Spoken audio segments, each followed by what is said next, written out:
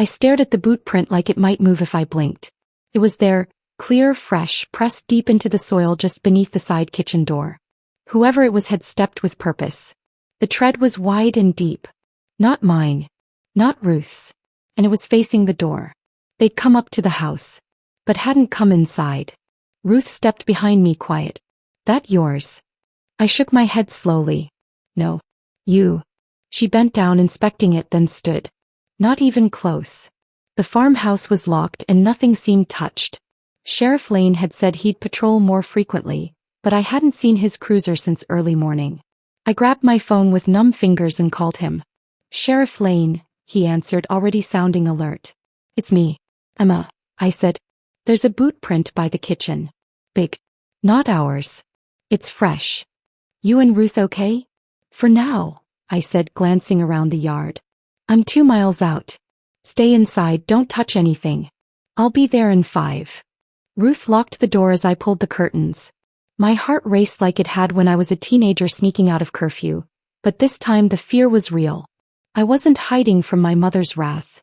I was hiding from something darker. Someone who didn't want us to find what we found. Inside, the tension gripped the room. Ruth paced while I clutched Sam's letters in my hand, still stunned by the truth. Sam Liana Rourke, she said again, as if saying it aloud might help make sense of it. I nodded. And he never told me. Maybe he thought it'd change how I saw everything. Would it have?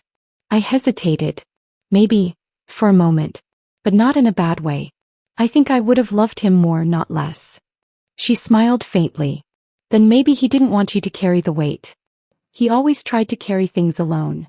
We sat, silence lingering until the sharp knock rattled the front door.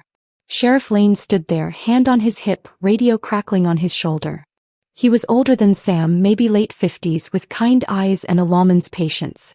He examined the footprint, took photos, and scanned the surrounding ground. Looks like they came from the south fence line. Probably parked off-road, walked through the tall grass. Left no tire tracks. You think it's Rourke? I asked. I think someone knows you're getting close to something they don't want found, he said. And whoever it was didn't knock. Lane leaned closer, his tone firm but quiet. Emma, I need to ask. Is there anything Sam may have kept that could endanger you or Andrew? I opened the envelope and handed over the 3 letters. His eyes flicked back and forth as he read. Then he paused. This confirms a lot of what I've suspected. Sam was being watched. Liana's involvement. This might go deeper than just a custody battle. And the drives? Ruth asked. Lane nodded. We need to find them before someone else does. That night I couldn't sleep.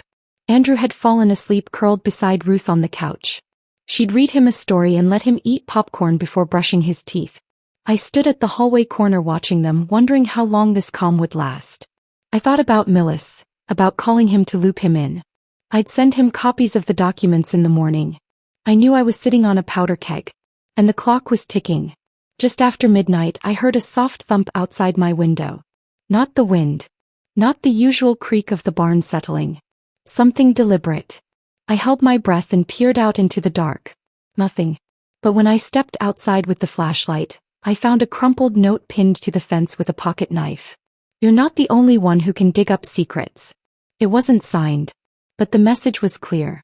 I didn't scream. I didn't run. I just stood there in the moonlight, staring at the knife embedded in the fence post like some kind of twisted exclamation mark. The paper it pinned flapped gently in the night breeze. The words burned into my mind. You're not the only one who can dig up secrets. The handwriting was sharp, almost angry. It wasn't a threat. It was a warning. I yanked the note free, folded it carefully, and pocketed it. The knife I left. It felt like evidence. Sheriff Lane would want to see it.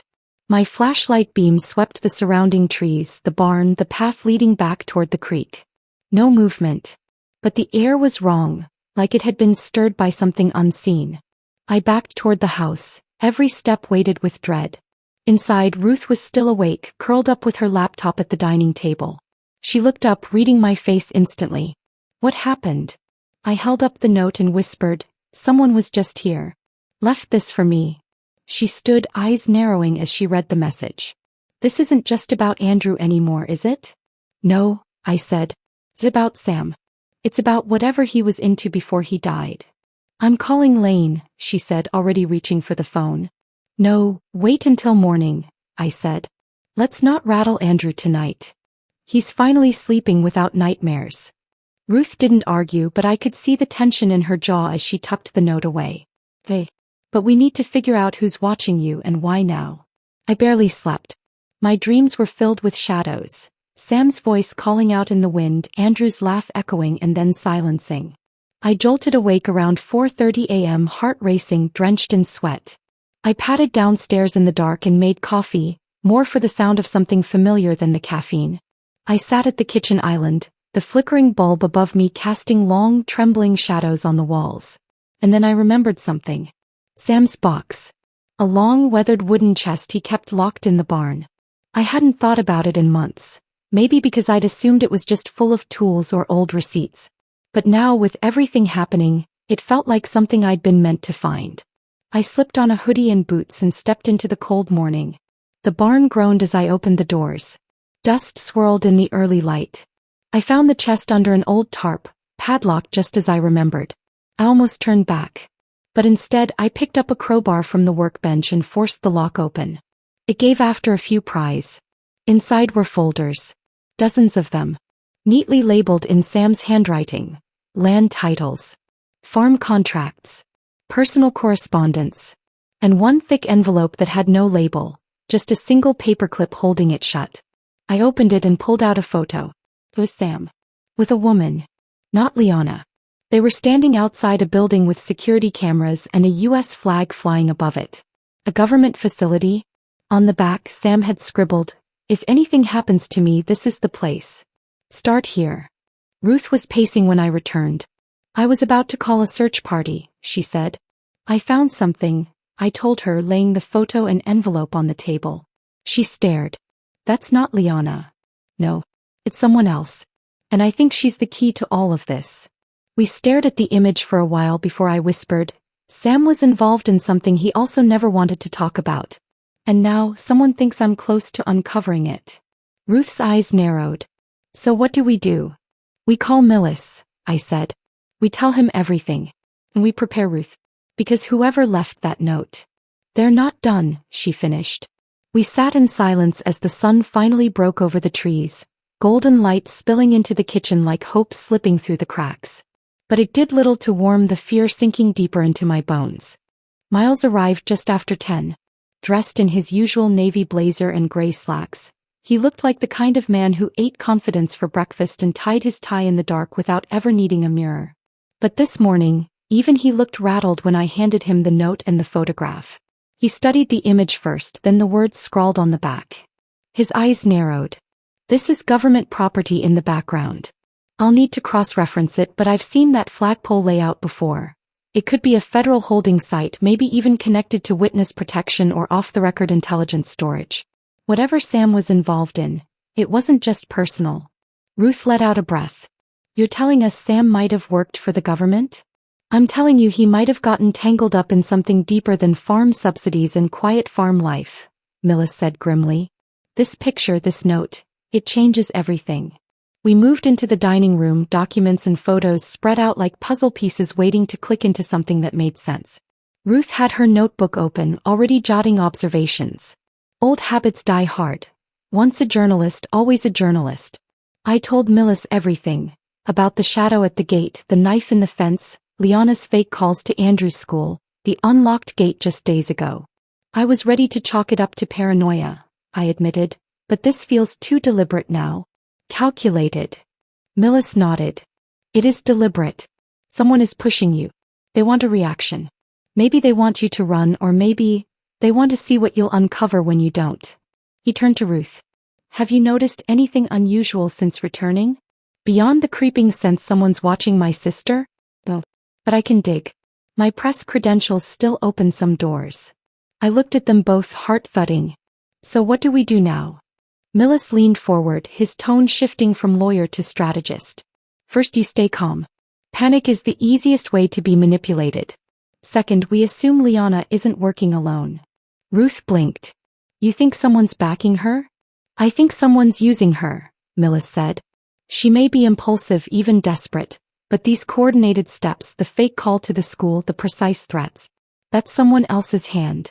Someone with resources. I shivered despite the morning sun warming the room. And Andrew? Is he safe? He's the reason we need to act fast, Millis replied. I'll start filing for an emergency protective order. That means Liana can't come near you or Andrew until we're able to resolve this. But it'll take a few days to be granted. Then we'll have to keep things locked down tight, Ruth said, eyes flashing with resolve. We agreed on a rotation. Ruth would accompany me to pick up Andrew from school. Millis would draft the court filings and contact a private investigator to look into the woman in the photograph. I would search Sam's documents for any other clues. It wasn't much, but it felt like a plan. A start. Just after lunch, Ruth and I drove to Andrew's school. The wind had picked up and the skies hinted at rain. As Andrew ran into my arms at dismissal, I saw something strange. Across the street, in a faded gray sedan, a woman sat in the driver's seat watching the school. She didn't look away when I stared at her. She's back, I whispered. Ruth followed my gaze. That's Liana. We drove straight to Sheriff Lane's office. He listened quietly as I recounted the woman at the school, the knife, the note. He finally said, she's crossing the line. I'll put a cruiser near the school starting tomorrow. And I'll file a report to back up the emergency order Millis is working on. Thank you, I said, meaning it. I don't want Andrew to see her. Not like this. Lane nodded. You're doing everything right, Emma. But be ready.